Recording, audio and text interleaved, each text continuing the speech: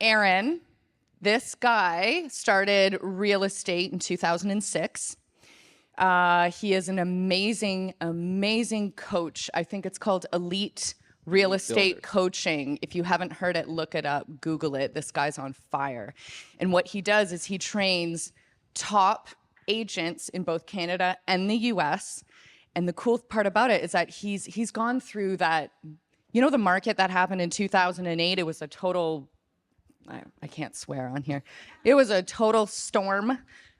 So he's so good with navigating through those difficult times and those difficult markets. And this is absolutely what he's good for.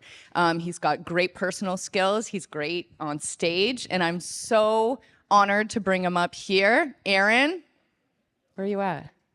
Let's get Aaron. There he is. Who's been on Clubhouse with Aaron? Yes, massive value. All right, let's do it.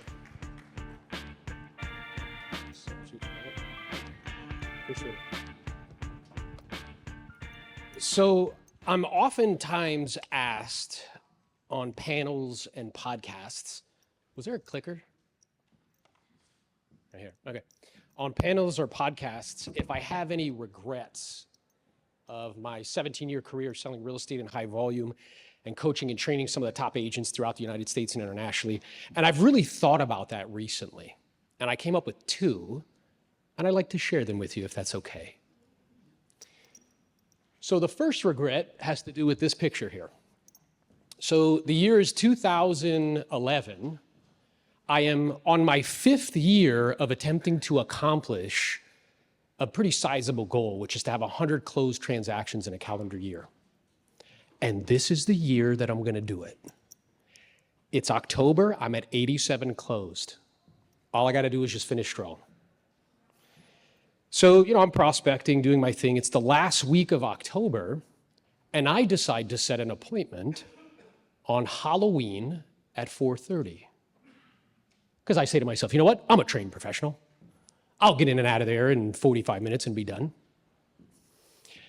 And I don't know if you've ever had one of those experiences or seen one of these memes. It's like, at this moment, he realized he screwed up. Because as soon as I sat down with this guy, he was a talker's talker. He spoke for 35 minutes and didn't even take a breath. Anybody been on an appointment like that before? Yeah.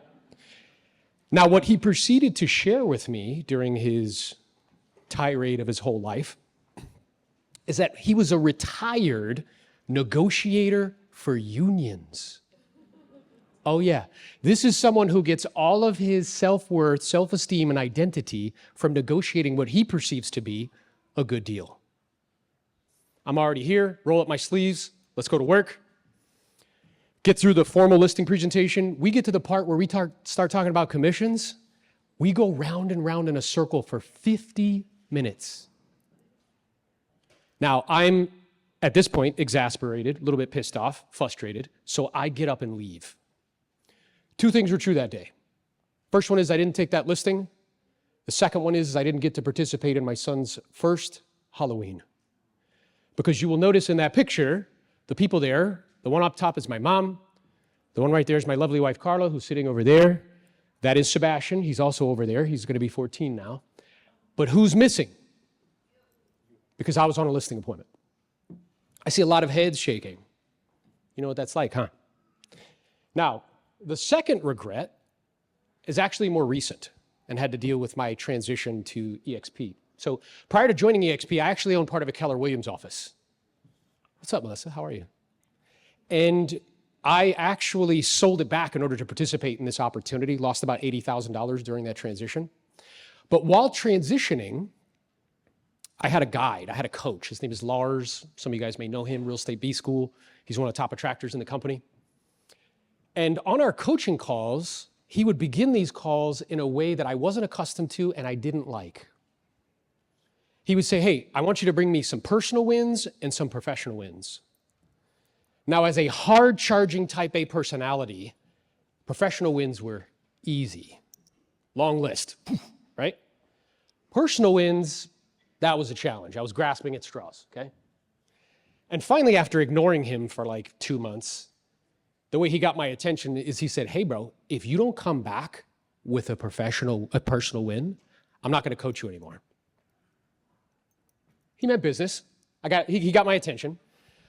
And you know how Tony Robbins says, where focus goes, energy flows, right? So I started to focus on it. And lo and behold, guess what? I found a personal win. And I was so excited. I'm like, don't even ask me about the professional wins, okay? Just ask me about the personal win. He asks me, and what I tell him is, I went to my son's soccer game. Now, to put that in perspective and to put that into context, the year previously, I had only gone to 1 to Sebastian's soccer games. Why? Because they were at 3 o'clock in the afternoon. If you are selling 150 homes a year, coaching 30 people one-on-one and 70 in groups, it's very difficult to stop what you're doing at 2:30 in the afternoon and come back and be in the office at like 5:30. So I shared this with Lars, and then I said very playfully, I was like, oh my God, do you know what his response was? He was like, what? He was shocked, Sebastian was, that I was at his game. And what Lars said to me, he looked right into my soul on Zoom, and he said, Aaron, that is terrible that he's that surprised that you're there. Now, I don't know if you ever got the wind knocked out of you, but that's what that statement was to me, okay? I'm not used to people talking to me that way. That's why coaching is a very powerful thing, because they point things out that you may not be paying attention to. And I realized that there had to be a better way. I didn't know what the way was, but I was either going to find the way or make the way. How many people have gotten yourself personally or professionally where something was no longer acceptable to you? Show of hands. Yeah, that is the proper state that you need to be in order to take action. Because it was no longer acceptable to me that I was missing out on these things, but I didn't know what the answer was. So I did what I always do when I don't know what the answer is I get access to guides, people who do know what the answer is, and they've been down that path before. People like Lars, John Mikish, other guides that I got access to via books, which I'll share some of them with you today. And I'm excited to report that Sebastian's last soccer season, I only missed 1 of his soccer games. Yeah. What is also true is I haven't sold a single piece of real estate in 18 months. Wow. And between revenue share and investments, yeah, you can clap that up. He's like, oh, is that cool? Yeah, you definitely can. So, and between revenue share and investments, that supersedes my living expenses by a factor of 3. So I'm financially free and independent at 43 years old. Now, my intention in sharing that is definitely not to brag or boast. It's to demonstrate to you that I believe that everybody in this room with the right understanding of what this vehicle is, the right approach and the right strategies, you could do anything I've done in less time, okay? I've spent the last 17 years of my career selling over 2,000 properties, 80% of that business being listings sold, starting a coaching company with 100 coaching clients, selling back my interest in KW, and in 25 months attracting 340 agents to this organization. So what, yep, you clap that up, yep. So, don't be bashful with the claps, they're good. So what we're gonna do for the time that I have allotted, right, the 16 minutes I have allotted, is I'm gonna go over with you 4 things. The first is the very difficult decision that I needed to make to go all in on attraction. I'm gonna give you the questions that I asked myself, and I'm gonna give you the book that I read that helped me to understand leverage better. Second thing we're gonna do is go over what we're doing to attract. It's not unique, by the way. Everything I've done in my career is not unique. Selling real estate in high volume is not unique. Attracting people in high volume is not unique. What is unique is execution. If you can come up with something new, people will clap. If you can execute, you'll be worshiped. It's the hard part, okay? Third thing we'll do is I'll show you the progress. The proof is in the progress. The fourth, I'll go over why I believe the next 18 to 24 months is going to be an unbelievable opportunity in attraction. Who's up for this? Say aye. I'm sorry, I didn't fly all the way from Fort Lauderdale for that level of energy. Who's up for this? Say aye. Now we're operating properly. Okay. So the difficult decision that I needed to make is to go all in. And the reason why that's so difficult is because money has an addictive quality. And because of it, we get addicted to the way that we receive it. You see, I've been receiving commission checks on a regular basis, and it's like a little hit. Like, yeah, give me another one, right?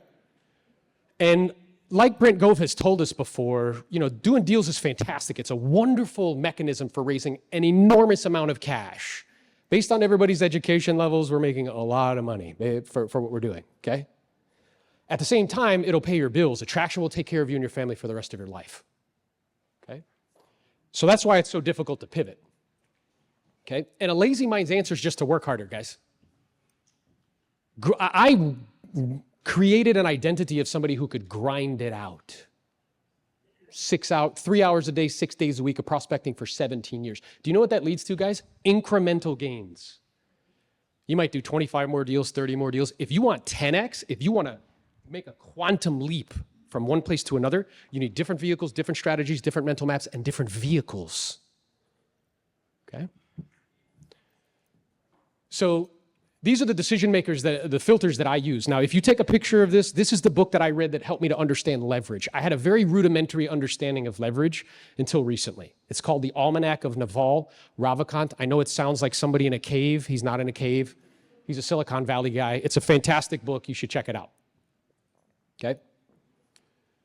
So, as people that are entrepreneurial, you guys see money everywhere. I know I do. So you know what the hard part is? Deciding what's worth your time. Do you know how many agents I meet that want to sell real estate, start a property management company, own part of a title company, and people would rather own 4 businesses that make no money than one that does? It's just ego, right? So how do you decide what's worth your time? Let's say you have 10 opportunities to stack time on top of. What questions can you ask yourself to help you to decide? Okay? The first question that I began to ask myself is, does this compound? Do you guys know what I mean by compound? You guys understand compound interest, correct? Does this get bigger over time? You see, with selling real estate, inputs and outputs are associated. I take one listing, I get 1 commission check. Maybe 2, tops. How many of you guys would like to have 1 turn into 10, turn into 20? You see, because I've brought 49 people to the organization, that's turned into 340. That's an 8x return on my time. The second question I ask myself is this highly leveraged? And here's what you need to ask yourself. Can this exist without you, and can it grow without you? How many of you guys have had, if you have a significant other, when you're on vacation, them give you static about bringing your laptop with you? Anybody besides me? Yeah, all the time. Why? Because it can't exist without me and it can't grow without me. Does that make sense? And the way that I know that that's true is we just did a leadership retreat in the Dominican Republic. The organization existed without me, and it continued to grow without me. Okay? Now, once I use those filters, I'm only left with 2 opportunities. And with those 2 opportunities, I move to the next filter. Which one is in alignment with my natural skills and abilities? Which one will allow me to do meaningful work with people that I like and enjoy? And which one will allow me to have the biggest impact on the most people? When you go through that filter, you're left with 1. Do you guys want to know what the hard part is when you get down to the 1? Saying no to everything else. That's the hard part. So I iconed exactly once. Let go of 150 transactions a year, focused all of our time, all of our energy, all of our resources on this because of these filters. Does that make sense to you guys? Good. Now, what are we doing that's working? How do you build? As I mentioned to you, everything I'm doing is not unique, okay? People have used events to build like this. They've used marketing to build, and that's what we're doing. But in order to really understand what it is we're doing, we have to understand the definitions of things. So if we have an end product, what's our end product here at this company? What's the end product? The platform. The platform. Who's the end consumer? Agents. My job is to introduce the end product to the consumer. Does that make sense? The compensation plan that goes 7 levels deep, that's how I get compensated to do it, because we're not salaried individuals. We are the marketing division for EXP. So if I want to go pro and be professional at this, it would require that I do events at scale and marketing at scale, which is media. Does that make sense to you? Okay. So what are we doing? Events. We're doing a monthly lunch and learn event like we're doing right here. I do them every single month. I haven't missed a month since November of 2022. Okay. We're also doing quarterly socials. So here's an event. Look, just like this. Easy peasy. Get people in a room, add value, teach them something, have a conversation at the end. And yes, we will have a conversation. Okay? Quarterly socials. Once a quarter, we spend about a couple $1,000 to bring people together. Okay? That's an investment in your attraction business, right? Everybody in that picture, by the way, has partnered with us. It's the first one we ever did.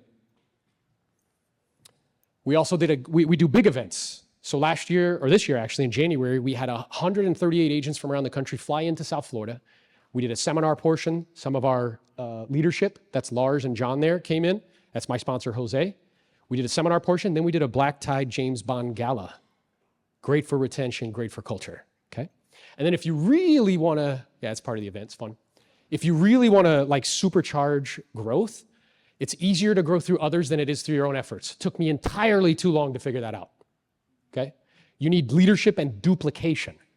So what we did last month is we took 20 of our top people in the organization and we flew them out to the Dominican Republic and we did a leadership retreat with them, pouring into them, helping them. Wouldn't it be awesome on a residential resale side if you had 20 other people taking listings on your behalf? Would that be fantastic? Well, you can do that here, okay? Now, the next thing we're doing is this media thing, okay?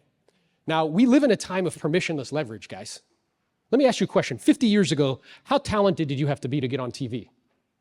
Exceptionally. Now, do you have to be talented to post something on YouTube? No, it is what? Free. How talented did you have to get on TV? A lot. Radio. Or you had to be rich. I could post something right now and it's easy and it's free. But what do most of us use it for? Consumption. And trying to get significance because we worry about if somebody's liking what I'm watching or what I'm doing. We're not using it as a tool that it actually is.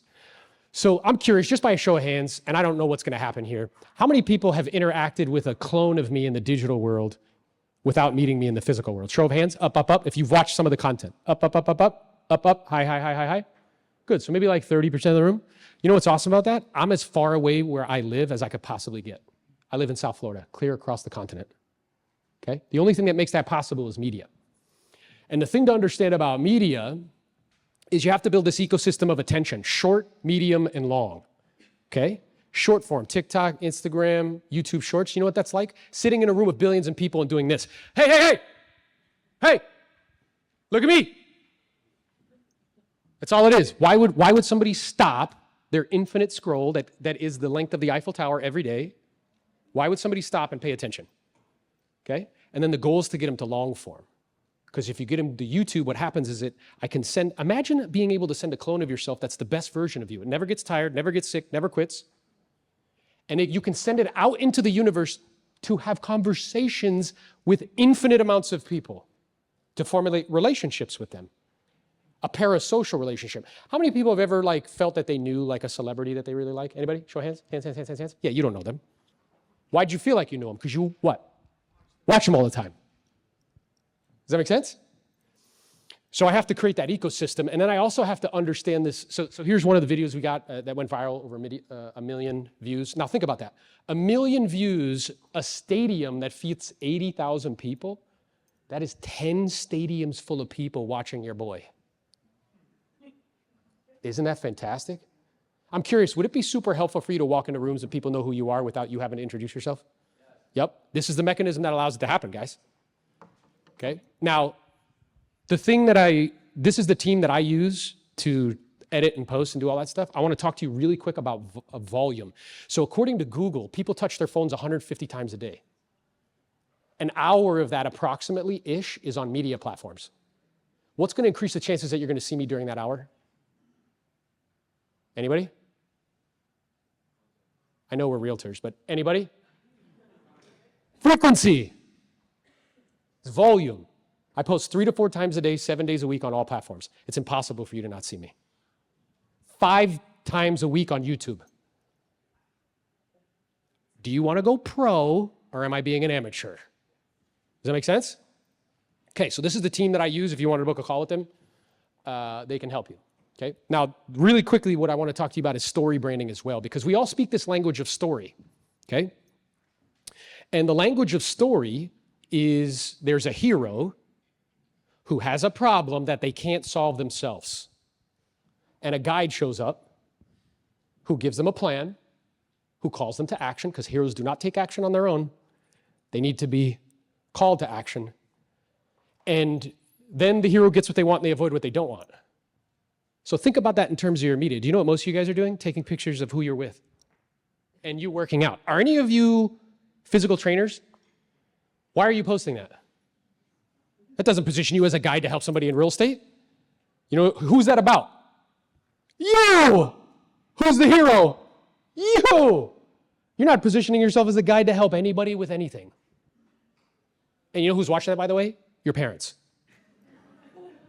Nobody else. So what I'm aware of is, okay, what do agents want the most? Period, end of story. They just want to do deals, guys. This company gave out $230 million in revenue share. 12% of it participated in that. You know what that tells me? Everybody else just wants to do deals. So if you're interested in attraction, position yourself as a guide to help agents do more deals. Not, hey, let me ask you a question. Look at my beautiful new listing. Who's that about? Who's the hero? Look at the home that I just sold on 1265 Banana Street. Who's the hero? You see what I'm saying, guys? Yeah. You're doing it wrong. Okay? This is the book. This should be your holy grail Bible on media. It's the book Story Brand. When I saw him speak, I realized he understood exactly what he was saying. I've studied it in depth, and it influences everything that I do. Okay? Again, more free resources for you. So we've been telling stories for 2,000 years. It's thousands of years, probably longer. It's the only thing that can captivate human attention for hours at a time. There's nothing else that we have, no technology, nothing else. And we've come up with best practices. This is the best practice. Harry Potter's the hero. Who's the guide? Dumbledore. Right? Luke Skywalker's the hero. Who's the guide? Obi-Wan. Right? Katniss Everdeen in the Hunger Games is the hero. Who's the guide? Hamish. By the way, is the hero a strong character in the story? They're the second weakest. Does Harry Potter know what he's doing at the beginning? No. Does he know he's like the strongest wizard in the world? No. He's stumbling, bumbling, fumbling. That's why when we try to make ourselves heroes, we're doing it wrong. Who's the strongest character in the whole movie? The guide. Does that make sense? And that should inform everything you do, all your communication and all your media. Okay, so here's what's been happening. So the proof is in the progress, right? This is about 6 months in with EXP. You could see about 64 agents. This is where it is today. Okay? Just a little bit later. Yeah. And I know because I spent 17 years of my career selling 2,000 homes to get enough cash to invest that pays me about $10,000 a month in residual income. This is twice as big as that with almost no money. That's how powerful of a vehicle it is. Okay? And here's what's been happening. Here's the trajectory, right? So let me ask you a question. Being that this compounds and I'm using media and it's highly leveraged, this is what has been happening with RevShare. Which direction is that going to keep going in? 100%. You know who's happy about that? My wife down there. Yep. Yep. 100%. So why do I believe that the next 18 months, 24 months is going to be an enormous opportunity for attraction? In the United States anyway, there's 120,000 brokers in the US, 70% of them have less than 10 agents. You know what that tells me? Those people are all in production. And they don't make any money on their agents. The only reason they're doing it is because of ego. Second reason is this. Company retained dollar to brokerages 50 years ago was 50%, guys.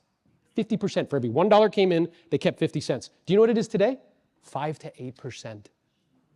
Massive compression in net. And they're dealing with the fact that revenue's gone down substantially because volume's gone down. And with this new NAR lawsuit that's coming down the pipe that could affect revenue, guys, they only have 4 options. Do you know what they are? Sell. Is it a good time to sell? No, terrible time to sell. 2, raise fees and force you to use their company-owned title escrow mortgage. I already see that happening. 3, merge with other independent brokerages to try to get more agents to get to the ancillary. Or number 4, get rid of all of the expenses. Which, by the way, that's what cloud-based brokerage does, guys. We have the solution to their problem. Now, I can already hear some of you guys like in your mind saying things like, well, he could do it, and he's this, and he's that. Here's what I want you to understand. You are not as far away from the dream lifestyle that you really, really want. You're one decision away, you're one relationship away, you're one mental map away, okay? And understand this as well, that the number 1 most repeated verse in the Bible is don't be afraid. The number 2 most repeated verse in the Bible is I am with you. The number 3 most repeated verse in the Bible is God is good. My name is Aaron Novello. I hail from Southeast Florida. If I could be of help or a guide to you, please let me know. Let's go. Let's grow.